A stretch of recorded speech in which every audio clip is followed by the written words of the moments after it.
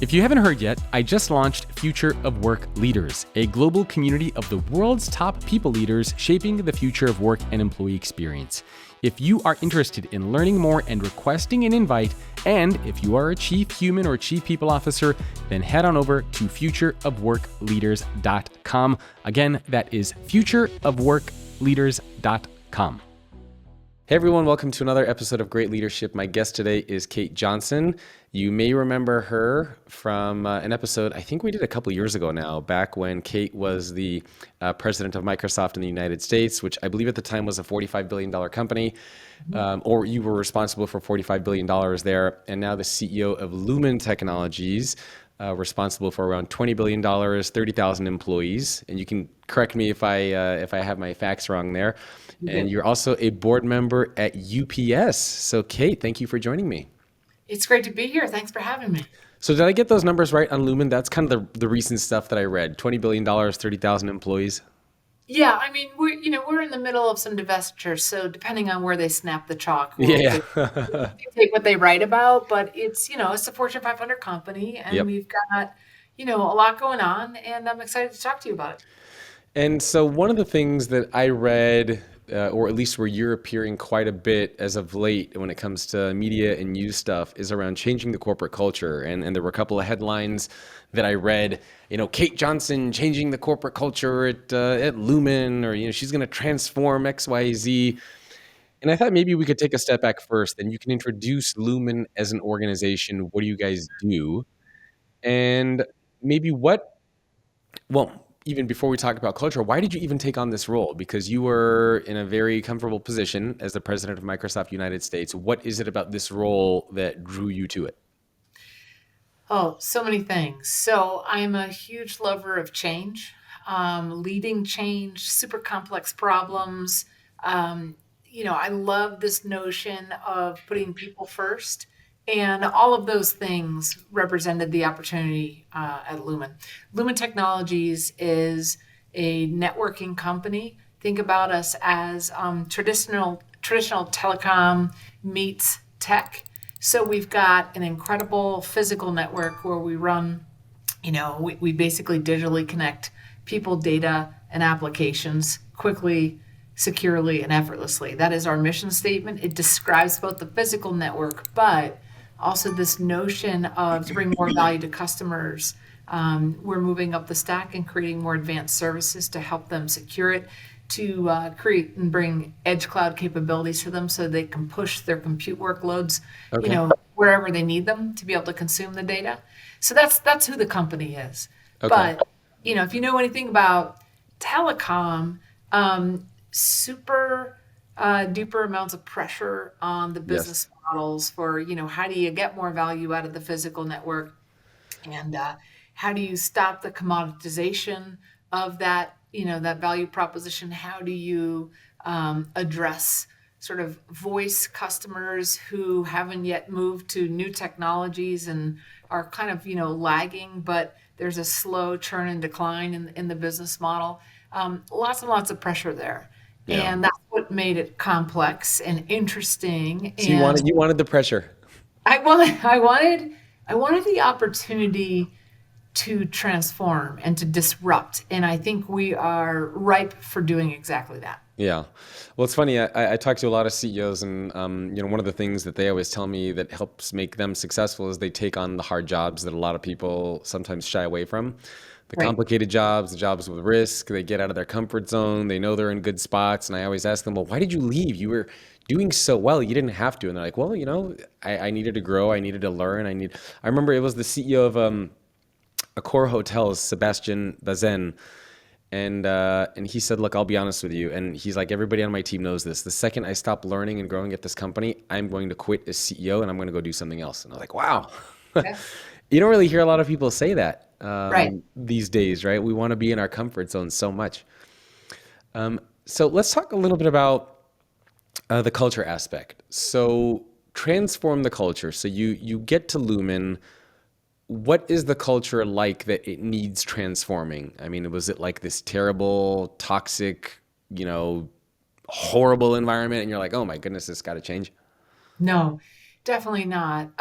I think you go to the first, you go to the business problem. It's like, okay, we are in a declining market and we're not executing well, and we're a collection of companies that have merged to try and get scale.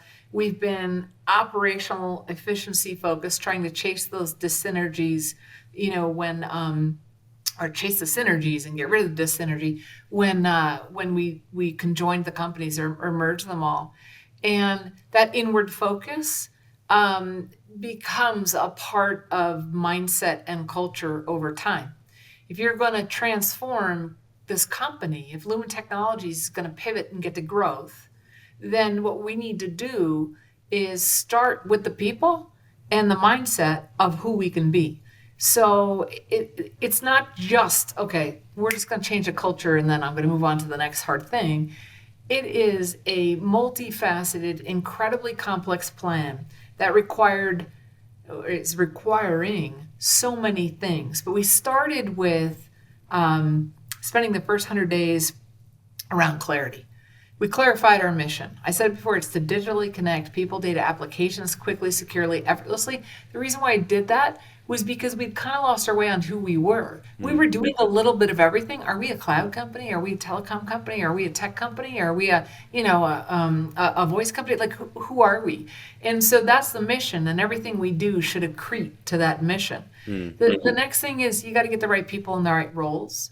And so we assembled a leadership team, an executive leadership team that's a combination of longer tenured people from Lumen and its various, sort of mother companies, with several executives from the technology space, because we're bringing technology and putting it on top of this telecom company to become a disruptor in the marketplace. So we Yeah. need both kinds of talent. We rolled out, 5 core priorities for the company. About, and you wouldn't be surprised. It's like, hey, we got to be customer obsessed. We got to innovate. We have to Yeah. reliably execute. We got to simplify things, and we need to transform our culture. And you say, well, why is it number 5? I always sort of put it at the foundation. It's not that it's fifth. It's that if you look at our North Star strategy, the summary of who we want to be, we have our culture at the bottom. We have our operating principles of team trust and transparency, and we've got these 5 core beliefs of clarity and courage and customer obsession and growth mindset.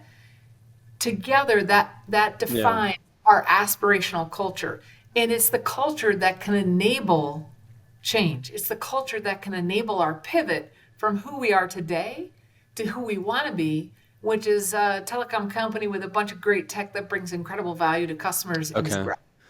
So Make how sense? would you so how would you articulate kind of the current to the present? Like, you're right. I mean, Satya Nadella was famous for saying we want to go from a learn it all culture to I'm sorry, from a know it all culture to a learn it all culture. Yeah.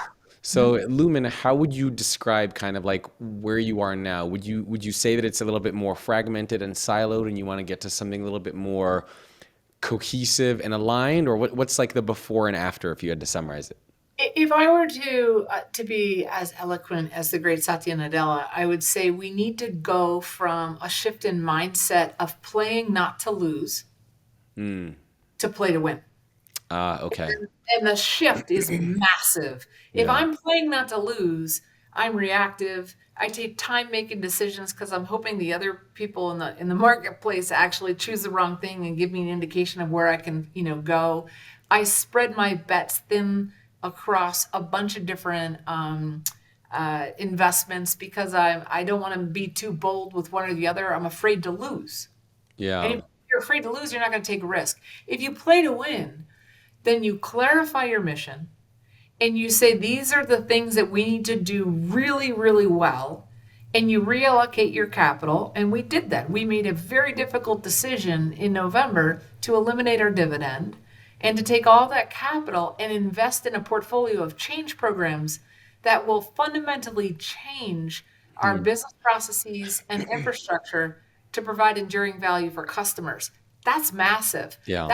That's play to win. Okay, we're going to build a growth company, and here are the collection of things we're going to do, versus we're going to try and slow the decline as much as possible. Yeah, that's very interesting. I like the way that you phrase that. Play to avoid losing versus playing to win. And it feels like a lot of leaders, honestly, inside of their roles are very much playing not to lose. It's very, very defense. It's kind of like I'm gonna wait for the ball to come my way, and I'm just gonna try to stop it from going in the net, as opposed to like I'm gonna go on offense. And I'm gonna be the one that's gonna, try to score. Uh, and you're right. I mean, that seems like a very difficult shift to make mentally. How do you how do you go about doing that? How do you go? Well, first, how does that mentality creep up inside of organizations? Is it complacency, where at one point, the company was doing well, and now all of a sudden everyone's in their comfort zone and they're kind of just like, let's just coast? I think it's market conditions, right? If the market is such that the great shrink is happening and nobody's innovating, Yeah. I think you can snap into that role really quickly. And frankly, you could be considered a winner by not losing. Yep. You know what I mean? Yeah. Yeah. There's Yeah. a story to be spun there, but it can't last forever. And that's what we had to sort of address was this existential need to pivot the company to start performing. And so that's kind of the first thing is like, but how do you change that mindset? You don't show up and be like, okay, now we're winners, everybody, everybody get bold. You have to think about what the company needs to pivot. They need to know that people come first. That's why you see when I'm outside the company talking, I'm talking about our people because they're our number one asset. Don't get me wrong, the several $100 billion that we invested in our physical network, I'm a huge fan of it too. It's the crown jewel, but it's nothing without the people who actually run it and innovate against it and deliver these services to our customers. And those are the people that we have to figure out. How do we get all 29,000 plus of them marching in the same direction? First thing is we need clarity of mission and purpose and priorities. We've got that. We need a change portfolio of programs that are funded. We've got that. But then we need to address this thing called courage, right? And the culture, how does it support people who are actually brave? Yeah. How does it support people who make courageous moves and decisions?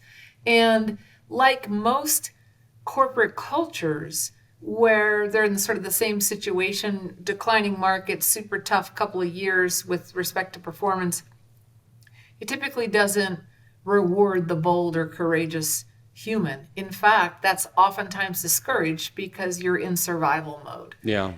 And so that's why, I mean, I did it at Microsoft. I think we might have talked about it, where I called up Brene Brown and I said, you're a world renowned courage teacher. Could you come, among other things, could you come and help me bring this notion of courage to our 29,000 people? So we're rolling out her methodology. It's called Dare to Lead, to everyone, both, hourly and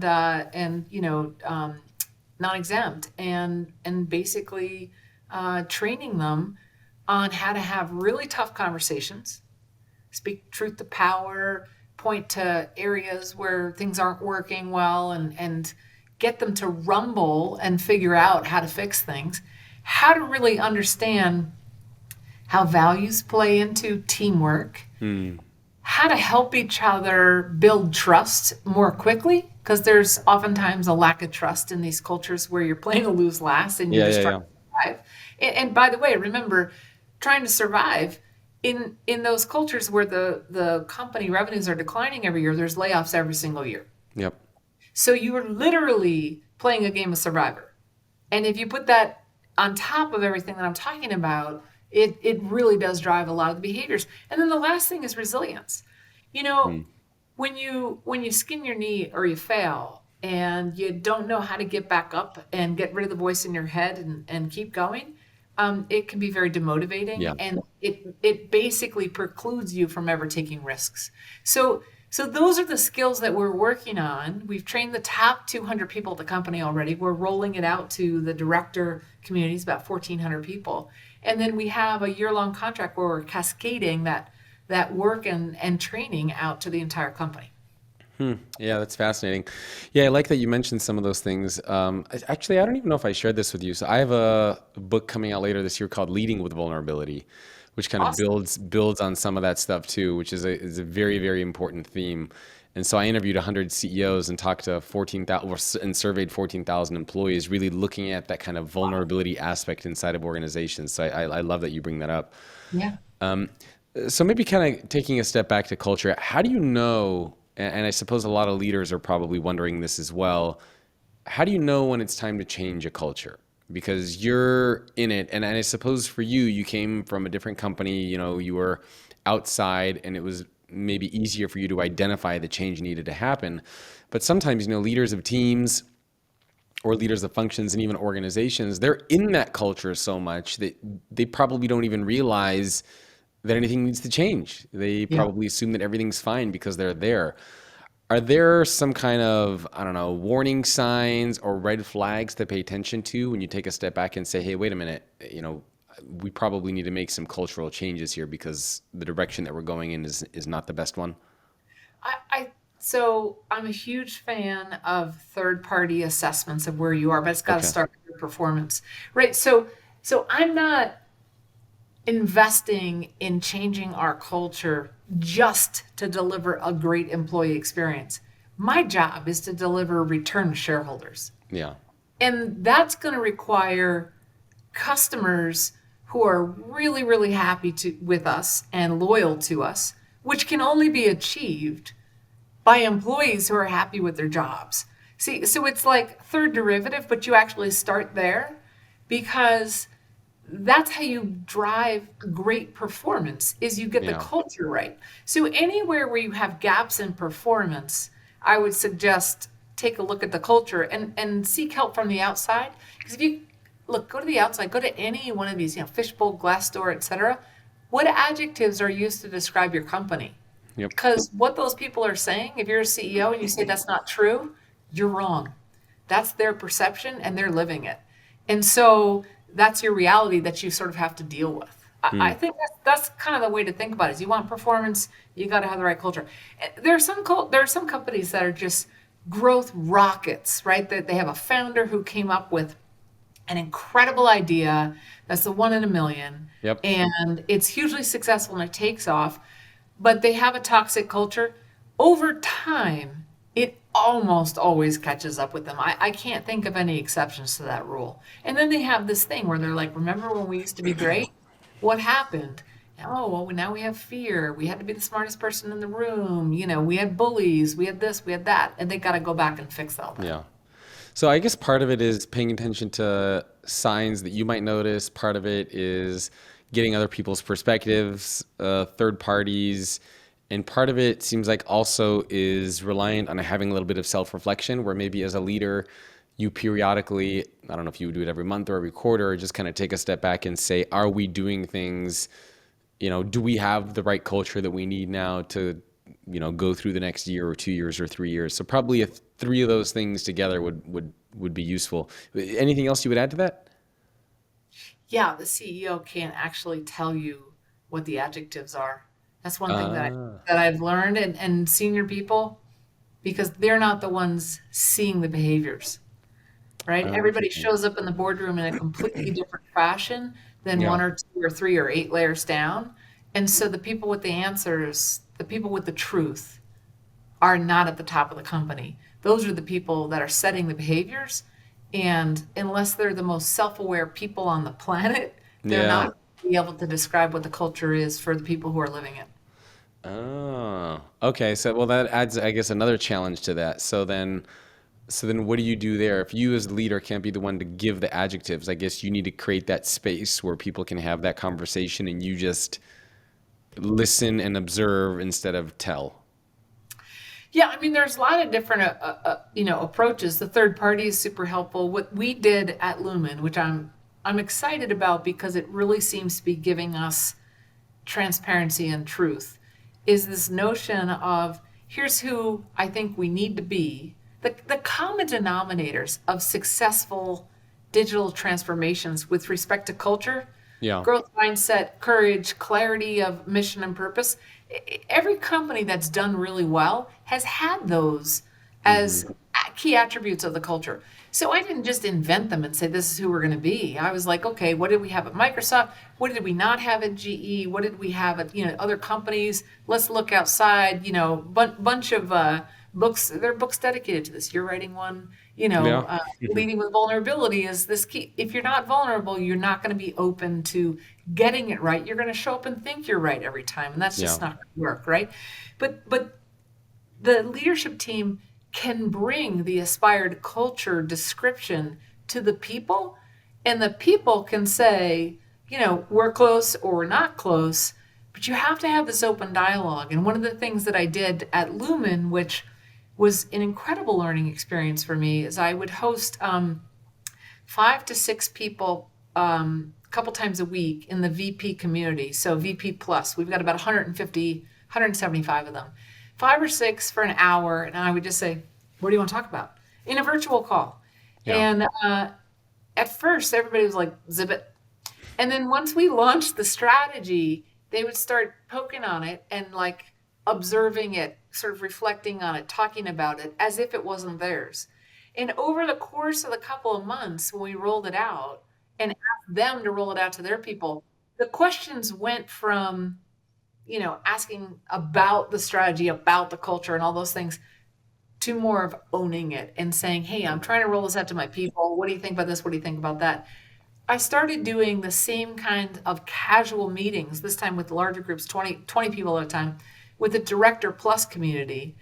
And I could see the gap in between our aspirations versus our lived reality because they told me they were comfortable. They're like, we know you're not going to fire us for telling you the truth. It sucks. You got to help us. Here's the gap. And I'm like, thank you so much. I'll go work on it with my team. You know Yeah. what I mean? Come back and we do checks. So, see, you got to be ready to hear the god awful truth, though, Yeah. which can be, oftentimes discouraging. Yeah, I remember actually when we talked a couple of years ago, you told me that, and I think I asked you what separates mid-level leaders who are stuck in. Actually, I'm going to ask you, see if you remember what you told me. Um, I said, what's the number one thing that separates mid-level leaders who are stuck in their careers from leaders who are able to move on to that next step and to grow and really make an impact? I don't know if you remember what you told me, but it I was think something I that I told share all the time. maybe owner versus executor. Like, Yeah, owner versus implementer, the mindset. implementer. Okay, so if you really believe in the mission of the company, you're out there and you're leading the people to go help deliver those results. If you're just plodding along and implementing or executing against a set of orders, little Kate told us we had to do this, that's a different leadership. Yeah, One's a driver, one's a passenger. And you need both, but the truth is, people want their leaders to be inspiring. They want their leaders to believe in the mission. And that's an important part of how you activate a group of people as you talk about the why. The why is in the yeah. heart, your heart. Here's why we're doing this. Here's what we believe. Do you believe or not? Because if you do, it's a heck of a lot easier to sign up. Yeah, no, I couldn't agree more. Well, can you share a little bit about what your transformation has been like so far? So, how long have you been CEO of Lumen up to this I don't point? know, 5 months? 5 months. Feels Okay, like five so years. yeah, yeah. So let's say it's day one. Do you remember sort of what your first day was like? I mean, so you knew going in, okay, part of what I want to do is change the corporate culture at Lumen. What did day one look like for you, week one, month one? Because, for a lot of leaders, and again, not everybody listening to this is the CEO of a multi-billion dollar company, but maybe they're leading a team of even like 3 to 5 people, right? Something small. Sure, sure. And they probably get to that point where like, okay, we want to change our corporate culture. We want to move from this to this. Tomorrow's the first day. What do I do? Do I just come into work and start talking about it? Do I do listening? Like what is the process, the steps or the strategy look like? And what did it look like for you? So I'll tell you what it looked like for me, although I'm super sensitive to the fact that it probably doesn't help the 3 to 5 person team leader, but I'll Yeah. get to that in just a second. So when you're interviewing for a CEO role, um, the the amount of time it takes for a board to select somebody is like 6 to 8 months. Wow. Is that how long you were interviewing there for? Yes. Jeez. And depending on what the process is and who's running the process and how they've decided to do it, it oftentimes requires a white paper from the candidate Oh. on the strategy of the company, the org changes, the org alignment, the culture change, all the things that you're looking at and you're talking about during the interview process. It's not just like a half a dozen little conversations. It is a deep dive. Actually, And I'm very curious now because I've never asked anybody this before. Mhm. So you mentioned, and this is a little tangent, but you brought it up, and now I'm very curious. What that interview process was like, because most people who are listening to this, they know what the interview process is like for a normal job, right? I Sure. mean, you apply for a job posting, you have a couple conversations, and then you go down the usual route. Yeah. How is it different for a CEO? So 6 to 8 months. Did you submit a cover letter? Did you submit a No. resume like everyone else? So first of all, I've had a couple of positions that have been visible in the market, and I was known as a growth leader, right? A person who builds growth engines on the commercial side, and they were looking for someone like that, so they developed a list. By the way, having been through it and now knowing the board, I'm actually really impressed with their process, how thorough it was. It wasn't fun as a candidate, but knowing how they do it, like as we start to think about new board members, as I hire new executives, I really trust this board, Yeah. for how they think about assessing talent. But basically, they call together a list. They call you, they say, "Are you interested in this?" I was seeking, a CEO role. And so I said, "Sure, put me on the list." I'll skip all the gory details, but you go through, it's a funnel. And you go, you got 20, 25 candidates, and you're getting down to the final four that go in person with the board and do like multi-hour long presentations and inspection of your strategy paper. And if you're like me, you say, well, I am not an expert in every single function of a company. So I assembled a team and Hmm. hired people to help me. And we looked at the debt structure. We looked at, the equity valuations. I looked at the competitive landscape. I went deep and I learned a lot about the company. And so to answer your original question was when I was so fortunate to get selected, and I'm incredibly grateful to this moment. And even on the hardest of hard days, this is a privilege to lead this company. And when I got to the company, remember I had this white paper that was basically the strategy for how we would pivot to growth. But you're not going to be like, okay, everybody, here's your copy. Yeah, Let's yeah. read. Everyone read it. Come back Okay, tomorrow. page, We'll be good to go. right. Page two, we're there. No, you can. I kept that in the wings. I've never shown anybody the paper actually, and I went on a listening tour and I spent time with my leadership team, and we did these multi-hour functional reviews where they brought in their team and their teams to start to get to know people. I set up these forums to talk to the VPs. But I think the most important thing I did, and it was kind of born out of this interaction that I had. It was my fourth day, and they did an all-company town hall, right? So a couple thousand people in person, the rest of everybody's online, and we did a normal earnings, release readout and a couple different functional overviews. And then they introduced the new CEO, and I came on and I talked for 20 minutes about cultural aspiration. Because that's the one thing I said, hey, common denominators of successful companies, Yep. that's what we need to be. I told them my favorite books. I said, hey, I'm a huge fan of Dare to Lead. I'm a huge fan of Growth Mindset by Carol Dweck. I'm a huge fan of New to Big by David Kidder. And everybody went and bought the books and started reading them and sending me emails, which was cool because it gave us something to sink our teeth in. Yeah, yeah.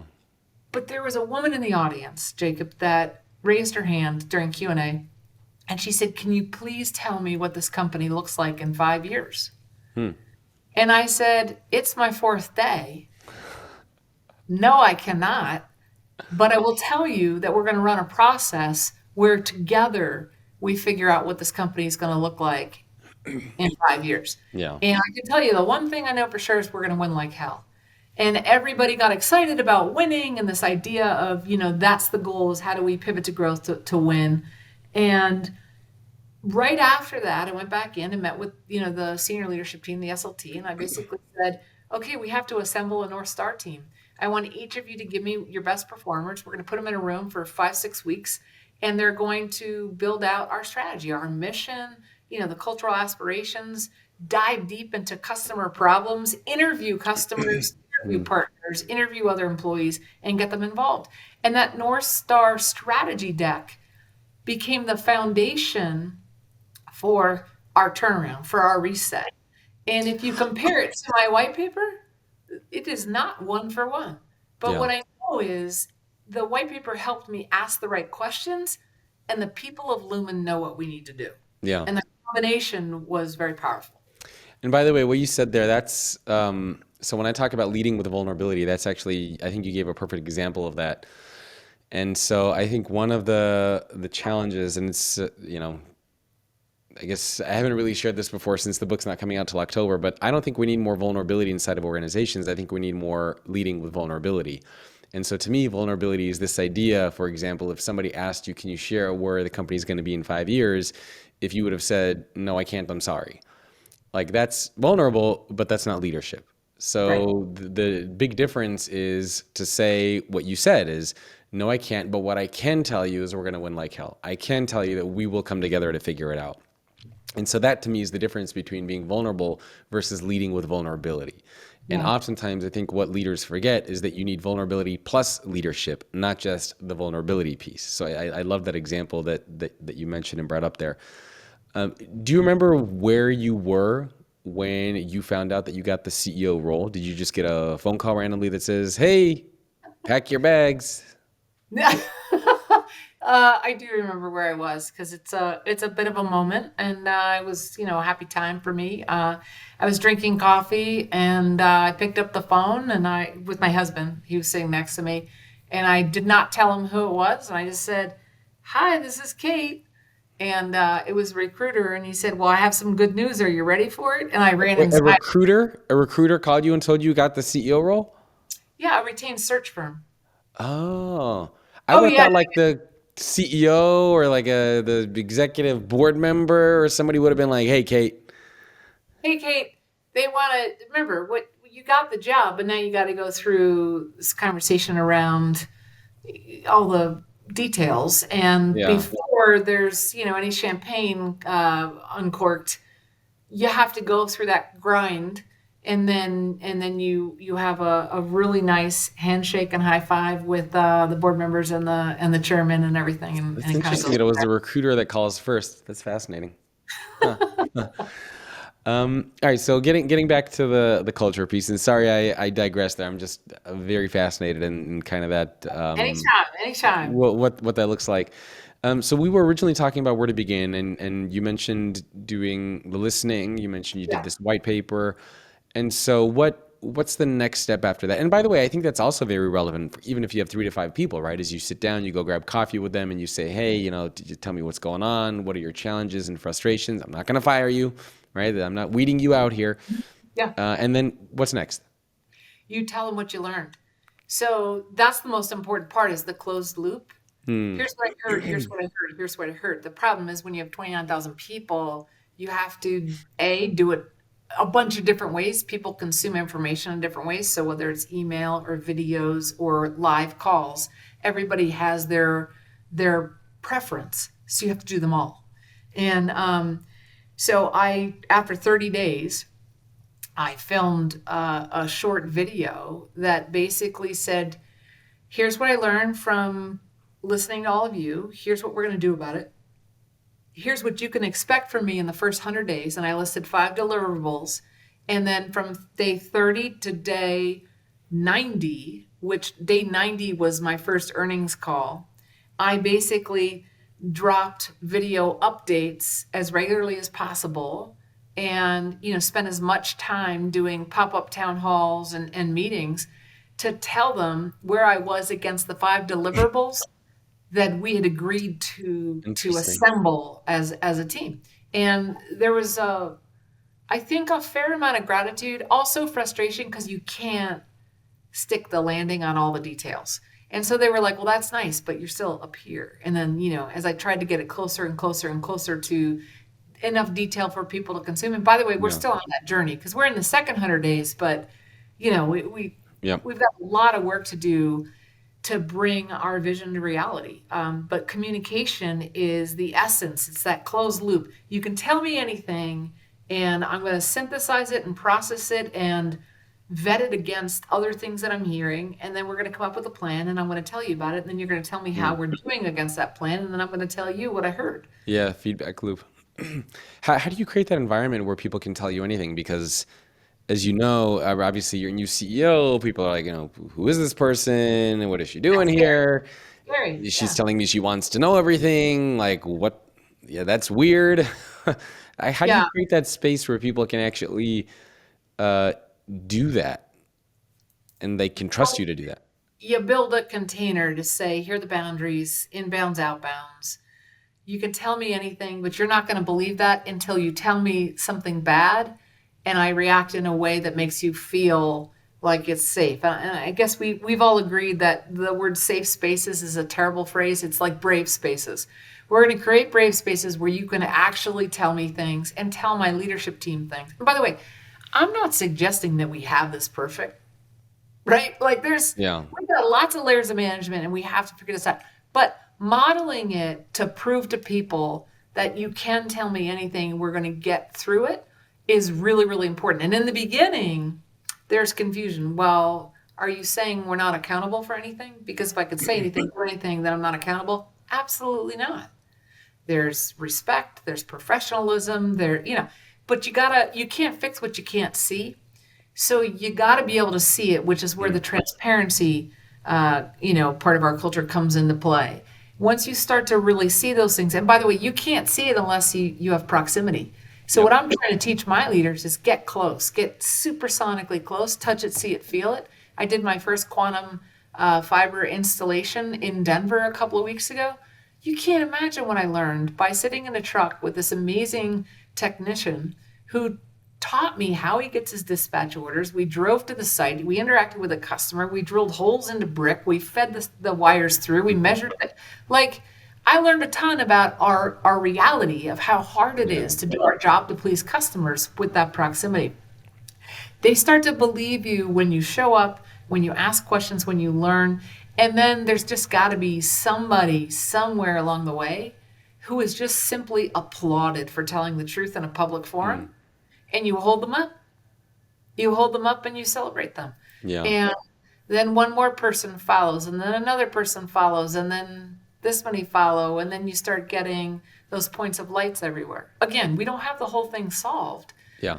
but we're starting to get momentum, and you can feel it. We can see it in our surveys. We can see it in the applications. We have a 352% increase in job applicants for Lumen, Wow. which is kind of amazing. We've got a pretty significant reduction in attrition in the past 6-month period. And our survey results, it's 91% of people believe in the operating principles and the belief system that we rolled out, and 87% of them believe that their managers are operating in that construct. So we've got momentum, right? Now we've got all the other things too, but it's a nice start. I'm pleased with where we are. Are you a chief people officer or a chief human resource officer that is responsible for the future of work and employee experience? If so, then you're going to want to check out futureofworkleaders.com. It's a new global community that I am putting together of the world's top people leaders from brands including Neiman Marcus, Johnson & Johnson, Dow, Lego, Tractor Supply, Northrop Grumman, and dozens of others. If you're interested in learning more and requesting an invite, and again, if you are a chief human or chief people officer, then head on over to futureofworkleaders.com. So kind of a two-part question for you. One, how long does it take to change a culture? And are there some common mistakes and pitfalls that, yeah, are there some common mistakes and pitfalls that either you have run into or that you see other leaders run into when they try to change a corporate culture and it ends up just kind of blowing up or not going the way that it's supposed to be going? It takes, okay, it's the same. The answer is the same, I think. I think it takes as long to change a culture as it does to teach critical mass new skills. Hmm. So let me be specific. There's no way I'm going to change the culture at Lumen without teaching people courage skills, Yeah. how to have difficult conversations, how to live into your values, how to build trust, and how to be resilient. We need those four things in order to drive our magnificent reset and transformation of this company. We have the methodology. We are doing skills building. It's going to take us at least a year to hit everybody. And it's going to take us even more time to sort of tweak and sand and polish and refine. So I'm going to say it's 18 months before we could actually measure it. And I think the Hmm. most common mistake that leaders make is they think that if they put their values on a wall and say that's us, that's who we are, live it, breathe it, go, but they don't teach them the skills to go from wherever they are to that place of behaviors Yeah. that exhibit those values, then they're not going to get there. You can't, Jacob, you can't tell people to go summit the mountain without giving them granola bars, oxygen, a proper coat, gloves, spikes, hiking boots, poles, right? Same thing. If we're going to change our culture, you got to kit out everybody to do it, and that comes in the form of skills. What are those skills? And there's probably a lot of them, but maybe you could just list a couple of them. What are the skills that are required for this journey? Or maybe what are the skills that you're teaching your team? Well, it's the dare to lead courage skills, and like the four things that I talked about, I'll like rumbling, for example, is one of the skills. So you say like, what the heck are you talking about? Having the ability to have a difficult conversation where you disagree with your manager, your peer, your subordinate, whomever, it's got to be absolutely devoid of emotion. That Yep. doesn't mean you can't show up and be like, well, I really like my idea. That's fine. But you have to be able to be deeply factual. You have to assume great intent. You have to be a good listener so you can receive the facts, the counterfacts. And you have to be good at synthesizing and positioning, the two opinions against each other and observing what the gaps are. And then you've Yeah. got to be great at building a plan to go forward. Now, in instances where a manager and a subordinate disagree, a manager and a team member, they vehemently disagree. The team member has the courage to say, yeah, hey, Kate, I think you're wrong about this. We need to do these five things, not those three things. And here's why. As a manager, I have a fiduciary responsibility to deeply listen, to understand the gap. But if I actually spend that time, receive the information, exercise all the things that I just, talked about, and assuming good intent and really deeply listening and understanding and synthesizing the facts. And I'm like, no, actually, we are going to go with my 3 points, not your 5 points. There's also got to be a snap to the grid and move on from the employee, Yeah. right? It's sort of like, okay, I had my shot. What happens in cultures, especially where you have a play not to lose mindset, you don't even bring it up. You're Yeah. like, that you have a whole bunch of other things that happen too, like the pocket veto. You go to a meeting, you hear what everybody agrees, and then you leave and you don't do it because there's no there's no accountability. There's no anybody following to say, are you actually going to execute on that? Rumbling skills address all of those things. Yeah. And we have rolled it out to the top 200. We have the same language now for, okay, we need to rumble on this. That's code word for I disagree, and I probably wasn't able to tell you that 6 weeks ago, but now I have the skills to do so. We have frameworks for how we come to that rumble with the data. We have a process to share it back and forth. And we have role plays where we practice doing this at scale, and it's really powerful. That kind of courage says, okay, as we roll out and we're building edge cloud and we're introducing new capabilities to customers, when the customer comes and says, I object, and here are the three reasons why, you have a whole framework for how to Yeah. figure out how to get to the truth, because you're not just rumbling with your teammates or your boss or whatever. Difficult conversations, are everywhere. And so Yeah. this is a skill that applies both inside and outside of your work life, which is why it's so powerful, which is why it's kind of becoming very popular inside the company as to, hey, this training is going to help us, period. Yeah. Yeah. No, I love that. So the last 15 minutes or so, I like to focus on a very specific, tangible piece of leadership advice that people can apply in their leadership journeys. And we kind of touched on this a little bit, but it was more from a culture perspective. I thought it would be interesting to dive in specifically from a leadership perspective. And that is for people who just get put into a leadership role Yeah. for the first time. I thought maybe we could look at what should they be doing for the first 30 days. And if you even want to go beyond 30 days, that we can do that as well. And I don't know if you remember the first time you were put into a leadership role, but it seems to me that a lot of people are probably wondering, well, today's my first day as a leader. What do I do? It's my first week as a leader. What should I do? I've been a leader for a month. What should I be doing? Any advice on maybe starting with the first day? So I was promoted yesterday. I'm showing up today, day one. I'm a leader. You know, people are looking at me differently. I have that better parking spot. What should you be doing on day one as a leader to, have a good impact from the very beginning? Um, so couple things that I think are really important. When you get your first people leadership role, there's this immediate sort of thing that happens in your psyche and deep inside your ego that says like, I'm in charge. And that's the wrong focus. So if you hear yourself saying that, go high five your significant other, your best friend, your mom, your dad, your sister, your brother, your dog, whatever. Like, yeah, man, you got the people leader role you wanted. That's amazing. Congratulations. Now don't screw it up by thinking you're in charge. Your job is to care for the people in your charge. Okay? And that's a very different mindset.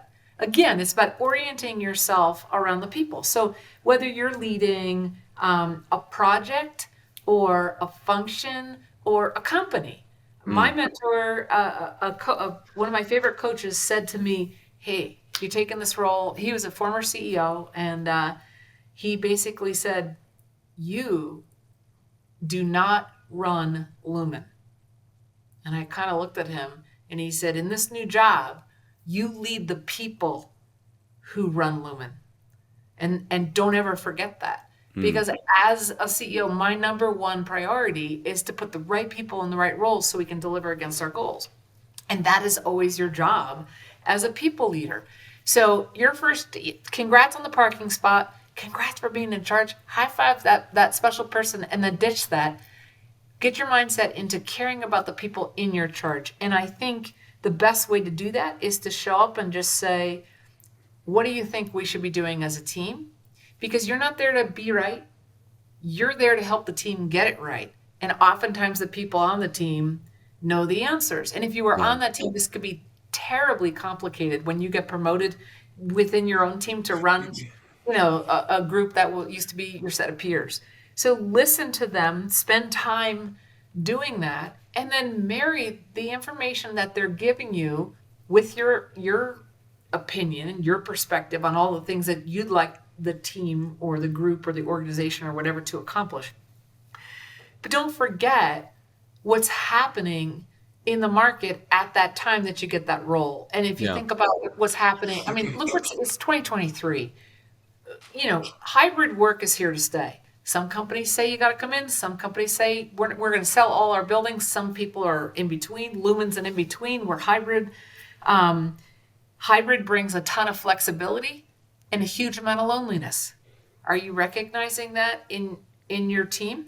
Do you see that? Are you listening Yeah. for the signals of it? Do you even know what those signals are? Are you asking that question?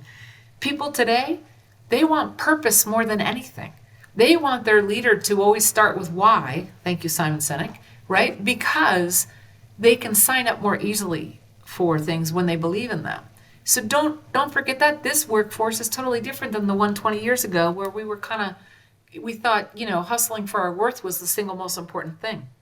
Don't ever forget about proximity and its direct correlation to driving empathy for the business problem, the customer, satisfaction, the employee satisfaction, everything. So, proximity, hybrid work, the sense of purpose, starting with why, all these things are really important. Listening session is really important. Put them together, sprinkle your perspective on top, and take care of the people in your charge. That would be my advice. So is there a difference between like day one and week one? I mean, it seems like day one, right? You show up and you kind of ask people for feedback, opinion, let them know that you're there to serve them. Is week one pretty much just more of that, or is there something different? It depends on how big your team is. I would Yeah. say let's get rid of day and week and just say phase one, listening. Okay. Then, then you synthesize. Phase two, feeding back. This is what I heard. This is where we're going. And then you get that iterative motion in place. And then you show your progress all along the way. Hey, we hit our first KPI. Everybody gets a cake. You know what I mean? And if it's a really complex business problem, you don't wait until it's solved. You find these green shoots of progress all along the way and celebrate the heck out of them. Yeah. Or if it's just, hey, we're a scrum and we've got a 6-day sprint, then you just celebrate the 6 days. Do you know what I mean? It depends, but that sort of progress and who we are in terms of coming together and how we celebrate each other, those are the customs and rituals of cultures that Yeah. are really important to people and how they think about the teams that they're on. I like that. Okay, so the three phases of leadership again were listen, communicate what you've heard, and then implement, right? And then, yeah, measure the progress, Yeah. monitor and measure the forward motion. And is this just like a never ending cycle? Because so you do that, right? And then you kind of hit that KPI. So it seems like this is just an ongoing thing that you as a leader are doing as you continue to grow and develop as a leader. Like this is just an ongoing cycle in perpetuity that you as a leader need to implement. I mean, if you're talking about a public entity or a private entity, if it's a going concern, Yeah. then yeah, because the expectation is you're going to continue to change and develop and grow, and so your people leadership. So I hesitate, Jacob, to say it's my leadership model. Yeah. It's how I remember. I thought I was in the role of coaching a first-time people manager, and so from that perspective, that manager will then get that basic motion and will be able to layer on, sort of more and more of his or her own perspectives and influences from his or her own experiences. Yeah. Much like I have. If you asked me these same questions 10 years ago, my answers would be very different, Yeah. And then I right? guess the length kind of depends on how big your team is. But let's say I have 10 people, right? I mean, one of the things that I want people to avoid is that let's say I have a team of 10 people and they listen to Kate, and then all of a sudden tomorrow they're like, great, I'm going to set up 10 coffees tomorrow. I'm going to talk to 10 people on Monday. And then on Tuesday, I'm going to communicate with everybody what I heard. And then on Wednesday, I'm going to come up with a plan and implement it. And I'm going to do everything that Kate said within a week. And I'm going to be done. And I'm going to be a great leader. Is that, can you do Yeah, it's that? a little bit more of a marathon than a sprint. Yeah. Right. A little bit more of a marathon. And these relationships are dynamic and fluid and they're living organisms. Yeah. And so you're always kind of making those touch points. I mean, you don't have one listening session and then one feedback session after with somebody who reports to you. I just was in a session this morning where we were able to take the data of our workforce and correlate their responses to our engagement survey and the number of times that they met with their manager. And managers who meet with their employees at least twice a month for an hour had some crazy number, like 10 points higher average engagement scores than those who didn't. Wow. That is huge. So that says Yeah. Monday, Tuesday, Wednesday, that's a great start, but this is a marathon. And how are you going to put an operating framework in place to constantly listen and to constantly provide feedback on what you heard and how that's influencing the direction of the team, the organization, the function of the company? How do you know if you're doing a good job? So, as a leader, I mean, I guess there's your metrics that you are measured by your leaders, and whether it's sales or whatever it is. But how do you, as a leader, just know intuitively, or maybe not intuitively, just yourself, if you're doing a good job, if you're moving the team in the right direction? Uh, you know, That's an interesting question because when you're leading a turnaround, and you press reset, for example, Yeah. the metrics that people use to measure the success of a company go in the wrong direction long before they go in the right direction. Yep. And you have to use other signals. So my ultimate duty is to return value to our shareholders, our Yep. investors all up, whether they're debt or equity. And um, I'm, in the down part of that cycle because we pressed reset on February 7th and reset expectations and said we're going to take all this capital and invest it in things that will provide enduring value, but it's going to take us a couple years to get there. And the result was, not great in terms of the valuation of our stock, and our debt is deeply discounted right now. But those things were sort of necessary steps to get here, which is where we now are starting from a different place with a different set of expectations to deliver against over the next couple of years. Everybody's got their own little version of that inside of their team or function or whatever, particularly if you're in a change story. Yeah. If you're going from point A to point B, oftentimes things get worse before they get better in terms of the ultimate measure of, let's say, how you're compensated or how the company assesses your performance. But there are indications all the time. Do people feel comfortable telling you the truth about how it's going? Do people ask how you're doing in the middle of it? Are people wanting to join the team? Hmm.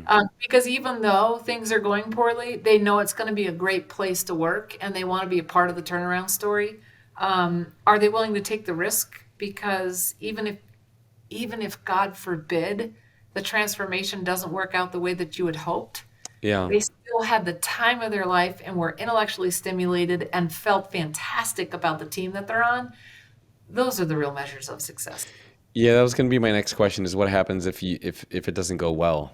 Well, But there's little bumps. There's going to be yeah. millions of those, and we're building resilience skills. And so every time we make a mistake, I just remind everybody, guys, our job is not to be right. Our job is to get it right, and to get it right as quickly as humanly possible. So, I hate this notion of failing fast, but let's do that. If Yeah. if it's not going to work, let's do it super quickly in small bite-sized chunks, not these gigantic ones. Yeah, yeah. And then you got to think about, like, what does success, really mean? We're going to disrupt the market. We're going to deliver some capabilities that are truly extraordinary, and that could be in many, many different forms. So this story has yet to be written, and I still can't think of a single scenario where it's quote unquote not successful because we've got one of the most valuable networks on the planet. Yep. And there's a lot of different things we can do with that. It might not be in exactly the form that we've described in our North Star today, but we have an agile process to be able to constantly iterate, to get to a place where we can get it right. And last question for you, is this process, this kind of three or four step process that you talked about, or these phases of leadership, Yeah. does that change or differ in any way the more senior you become? So let's say, I'm a new leader. I've been doing this for a couple of years. Now I'm a mid-level leader. Now I'm a senior level leader. Does anything change the more senior you become, or is this just the phases that you need to always be doing? Well, I think if you're, it depends. Are you starting something new? Because what I described was being new to a team or, to being new to in a leadership role, and this notion of listening before talking, really important. Feeding back what you heard to make sure you got it right, and then monitoring, as you go along. That's kind of like, I don't care if Yeah. you're, running the biggest company in the world or the smallest team in the world. It's kind of a great practice. Um, when you're not as new, I would say you do it less, and that's oftentimes a problem. So what I kind of did with the people on my team, I was like, hey, all the things that I'm doing, could you make sure you're doing it with your existing teams too, and give me feedback? Because I'm one person and I've got 12 direct reports, and if the 12 people are doing the same thing every day, we can come together every morning or every Tuesday morning and compare notes. Yeah. And I've really gotten very close with the team, and a lot of people who have been longer term Lumen executives have been like, gosh, this sort of taking a fresh lens to everything is really, it's energizing, Yeah. and I'm excited about it. So I think refreshing everyone's memory around the good practices of when we're new and kind of awkward and cognizant of the fact that, we need to sort of do this right. That kind of mindset is probably a good thing to carry on. Perfect. Kate, I really appreciate your time sharing your insights. Is there anything that you want to share with people? I mean, I know you're on LinkedIn. Any resources that you want people to check out? I don't know if you guys are hiring over at Lumen, but Oh, heck yeah, we are. We definitely are. We're building a company that's disrupting the telco market. And if you want to be at a place where you can have a lot of fun, be super inspired and energized every day with great challenging work, come knocking on our door. At lumen.com, you can find where to apply. But Jacob, it's always a pleasure. Thanks for the opportunity, and I hope to see you soon. yeah, thank you. And thanks everyone for tuning in. My guest again, Kate Johnson, CEO of Lumen Technologies, and I'll see you next week. Thanks for tuning in to today's episode of Future Ready Leadership. If you want to get access to more content on how you can become future ready, make sure to subscribe to the newsletter. It's thefutureorganization.com/newsletter. And if you enjoyed this episode, please send it to somebody who you would like to see become a better leader. Thanks for listening or watching, and I will see you next time.